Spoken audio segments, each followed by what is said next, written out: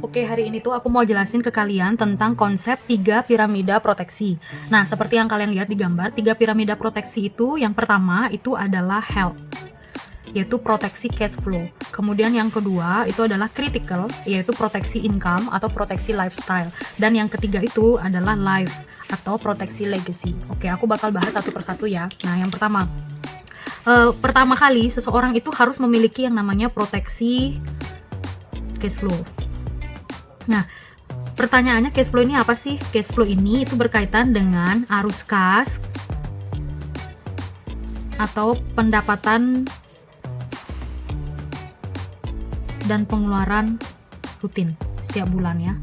Pengeluaran rutin dari seseorang. Nah, arus kas ini kan yang paling sering kita atur tuh, pendapatan dan pengeluaran rutin. Nah, jadi ini yang pertama yang harus diproteksi si cash flow ini. Nah, jadi konsepnya tuh kayak gini. Nah, nih seseorang dia kan bekerja ya.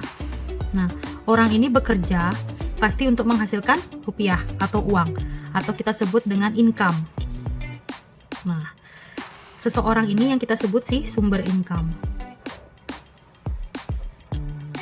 Oke, nah income-nya seseorang ini digunakan untuk memenuhi yang namanya kebutuhan. Oke, nah kebutuhan ini yang kita jabarkan. Kebutuhannya apa aja? Boleh nanti kalian itu tanya ke calon kliennya kalian, biar mereka yang jawab. Oke, kebutuhannya apa aja? Pasti yang pertama untuk makan. Terus yang kedua apa? Bayar cicilan atau kredit kalau punya ya. Terus yang ketiga apa? Nah, biasanya untuk kalau yang udah punya anak, biaya untuk anak atau untuk sekolahnya gitu ya. Terus yang ketiga apa biasanya? Biasanya untuk biaya listrik, ya kan nggak mungkin kita nggak pakai listrik. Listrik, PAM kalau dia pakai PAM, terus ada pulsa, terus ada BBM. Ini kan pasti nih kita pakai. Terus selain ini ada biaya apa lagi? Misalkan mereka bilang shopping, ya udah tulis aja, oke, shopping. Berarti ini shopping ini penting buat mereka. Nah, selain itu apa lagi? Nah, kalau orang Bali kan ada ini ya, upacara keagamaan. Ini kan lumayan juga nih kita pengeluarannya keagamaan. Terus apalagi nih kebutuhannya? Misalkan nabung gitu. Wah, ini keren nih nabung. Kalau seandainya mereka nggak ada bilang nabung, kalian tanya aja, ibu atau bapak nabung nggak setiap bulannya? Oh iya, saya nabung gitu. Oke, tulis di sini. Nah, ini kan berarti kebutuhan kita setiap bulan itu sudah ada posnya, benar nggak? Kesini, kesini, kesini. Pokoknya sudah diatur nih kebutuhannya kemana aja gitu kan setiap bulan. Nah, sehingga uang yang masuk tadi, income yang masuk tadi itu sudah punya posnya masing-masing, sudah ada bagiannya masing-masing, betul kan? Nah, apa yang bisa membuat income yang masuk untuk kebutuhannya ini menjadi bocor? Nih, adanya kebocoran. Apa yang bisa membuat income kita setiap bulan ini bisa bocor? Bocor itu ibaratnya pengeluarannya berlebihan di luar dari pos-posnya ini. Nah, apa? Misalkan yang pertama, kejadian yang tidak terduga kan? Kejadian tidak terduga. Oke, contohnya apa? Kejadian yang tidak terduga, misalkan ban motor pecah gitu, kan harus ganti. Sedangkan di sini kan nggak ada pos-posnya, benar nggak? Iya betul. Jadi ini ya kita bisa ambil dari tabungan kita kalau punya tabungan. Kalau enggak ya harus biaya yang lain ini dikurangin gitu loh. Oke, selain ini yang kedua apa lagi? Nah, ini pernah nggak berpikir sakit yang sampai opname di RS? Misalkan contoh karena DB gitu, atau karena tipes dan lain-lain gitu ya, yang menyebabkan kita nggak bisa bekerja dalam jangka waktu beberapa hari atau beberapa minggu gitu. Nah, ini juga kan kejadian yang tiba-tiba gitu, itu yang bisa menyebabkan income kita bocor untuk biaya ini. Terus yang ketiga apa? Nah, kecelakaan. Ya kan, di jalan kan kita nggak pernah tahu ya seperti apa. Nah, kecelakaan ini kan pasti juga kena biaya gitu loh, perawatan.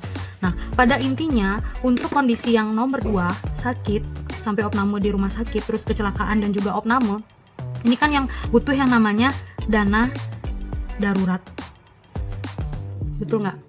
Oke, dana darurat. Pertanyaannya, dana darurat di sini mungkin bisa aja diambil dari tabungan kan? Nah, diambil dari sini, dari tabungan. Nah, apakah rela diambil dari tabungan. Jadi tabungan ini kan pasti udah ada tujuannya kan, untuk kalian nabung itu biasanya pakai untuk apa? Misalkan ada sebuah impian yang pengen kalian wujudin gitu kan. Nah, tiba-tiba harus diambil tabungannya hanya untuk biaya di rumah sakit akibat sakit atau kecelakaan. Kan kadang nggak rela ya, betul nggak? Oke, kalau kamu rela sih nggak apa-apa gitu. Atau yang kedua, apakah cukup?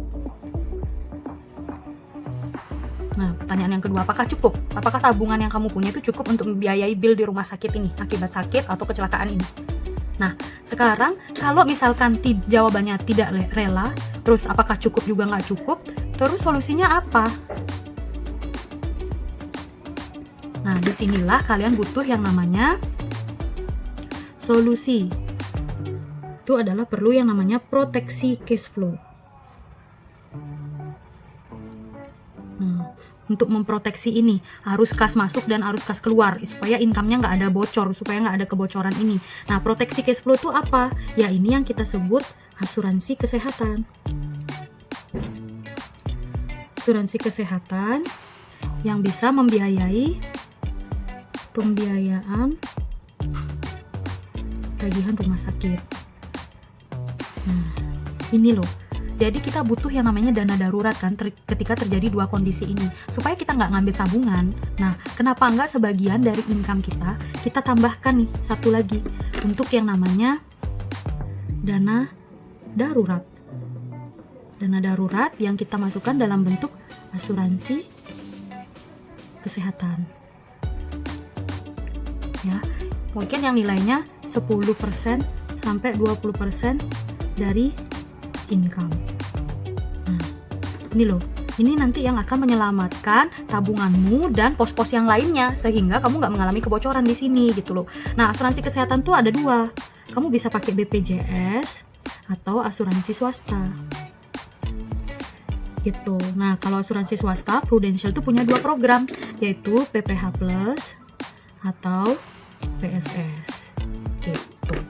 Nah, ini nih berarti proteksi yang pertama yang kalian harus miliki karena ini yang jangka pendek, guys. Oke. Nah, ini dulu ya penjelasan untuk yang proteksi cash flow. Ntar kita lanjut untuk yang proteksi nomor 2, oke?